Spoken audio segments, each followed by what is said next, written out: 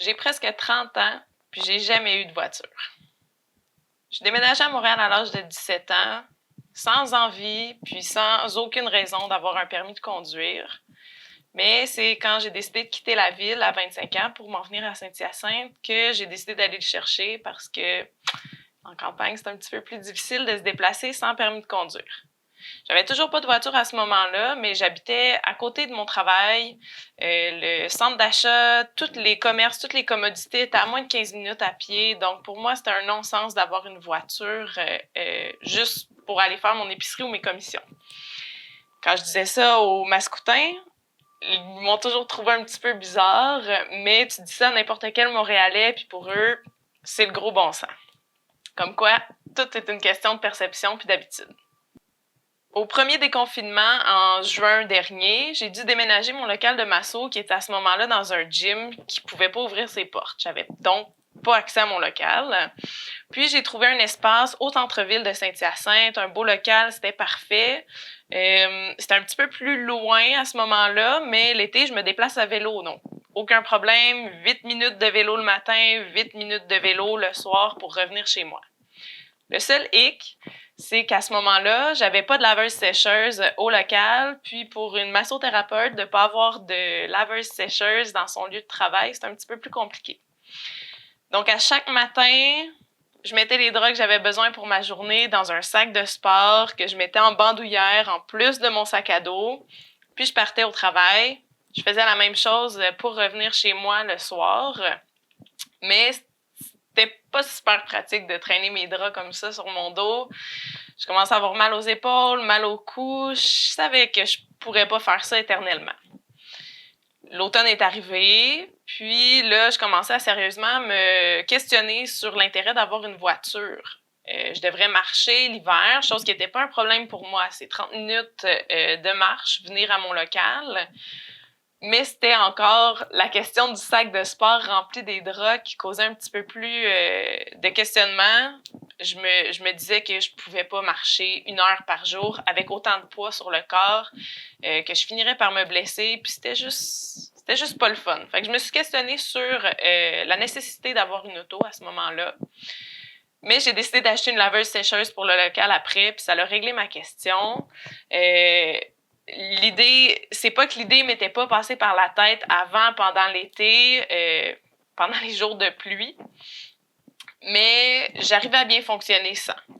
Donc, j'ai acheté une laveuse sécheuse, mon problème de drap était réglé, puis en même temps, mon 30 minutes de marche, ça me permettait de bouger, de sortir de chez nous, de prendre l'air, ça me permettait d'écouter des podcasts, de prendre un temps pour moi, mais aussi de me préparer mentalement pour ma journée ou de décompresser après ma journée de travail. Fait que pour moi, c'était pas un fardeau là, de prendre cette marche-là à tous les jours. Par contre, il y a un soir au mois de février que j'ai fini de travailler, puis là, c'était la tempête de l'hiver. Tempête de neige, il neigeait encore quand j'ai fini de travailler, les trottoirs étaient pas déneigés, il ventait vraiment beaucoup, il faisait froid. La marche de retour n'a pas été le fun ce soir-là. Mais comme je suis de nature très optimiste, moi, j'ai vu ça comme un défi, comme un challenge pour tester mon optimisme, justement. Donc, je pars toute pleine d'assurance dans ma marche, de ça va bien aller, je vais me rendre, je serai même pas fatiguée, même pas tannée en arrivant à la maison. Rendu à moitié de mon parcours, par exemple, la fatigue commençait à prendre le dessus sur l'optimisme, puis là, je commençais à trouver ma marche pas mal moins plaisante, moins relaxante. Puis, le message a commencé à changer dans ma tête. Donc là, je commençais à me dire que j'étais fatiguée, que j'avais hâte d'arriver, que j'avais les pieds mouillés à cause de la neige. Fait que là, ça marchait plus. Puis quand j'ai pris conscience de ce discours-là dans ma tête, j'ai arrêté cette voie-là, puis j'ai essayé de changer pour un message un petit peu plus positif. Je me suis dit justement que j'allais essayer de changer mon état d'esprit pour arriver chez nous, pas drainée, pas fâchée, d'arriver à destination dans un bon état d'esprit. Fait que là, je me suis mis à essayer de trouver des moyens pour arriver justement dans un meilleur état d'esprit.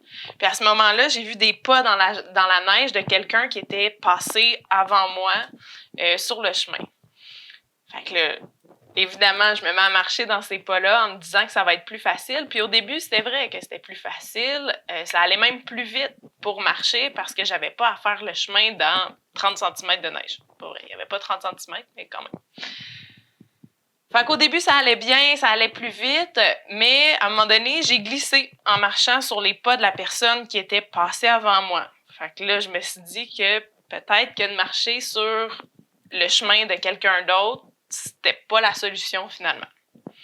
Fait que là, je me suis mis à regarder autour, puis là, j'ai regardé le trottoir de l'autre côté de la rue en me disant que peut-être qu'il avait été déneigé de ce côté-là. Que ce serait plus facile de marcher de l'autre bord de la rue, que l'autre bord, ce serait plus facile, plus rapide, peu importe le message que je me disais que ce serait plus facile de l'autre bord. Puis j'ai vu un piéton de l'autre côté qui rushait autant que moi pour marcher, fait que je me suis rendu compte que on est toujours tous dans le même bateau puis que c'est jamais plus facile pour les autres.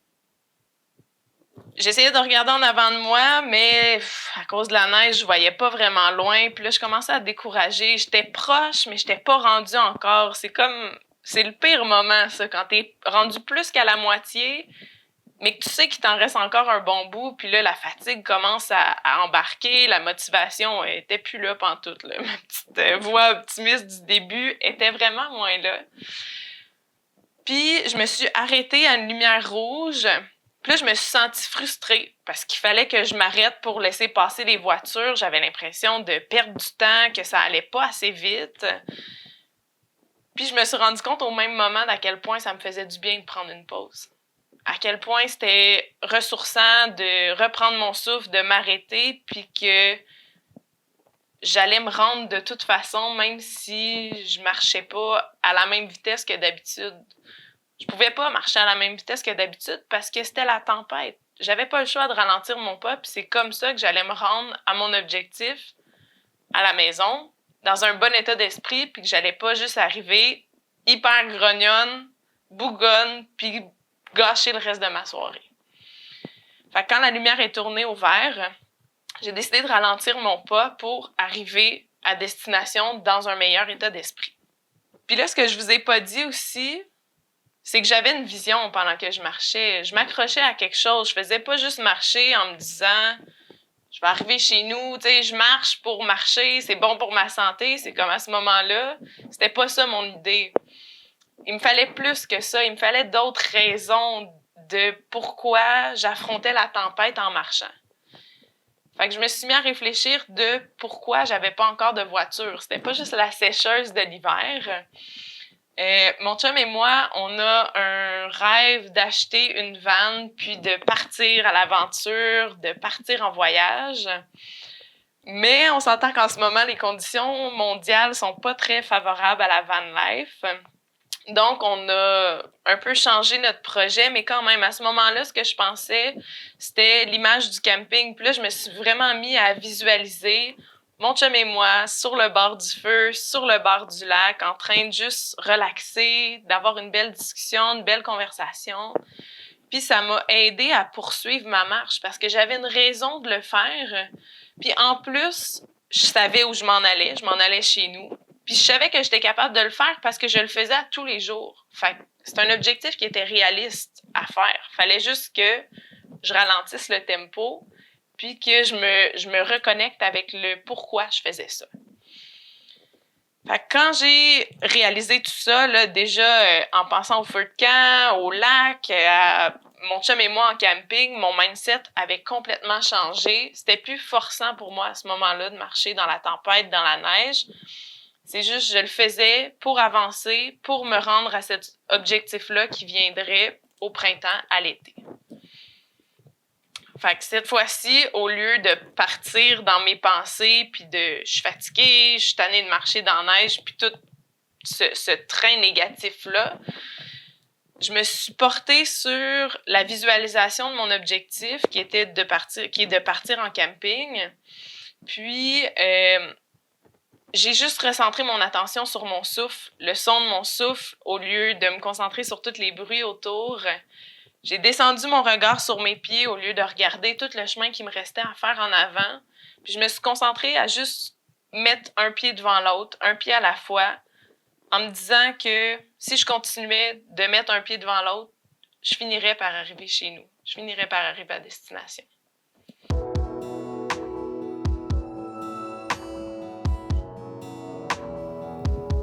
Sanadora, c'est ça.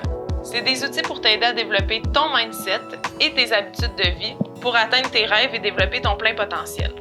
Les invités que je vais recevoir au podcast et moi-même, on te transmet nos connaissances pour t'aider à atteindre ton plein potentiel. T'es prêt pour l'aventure?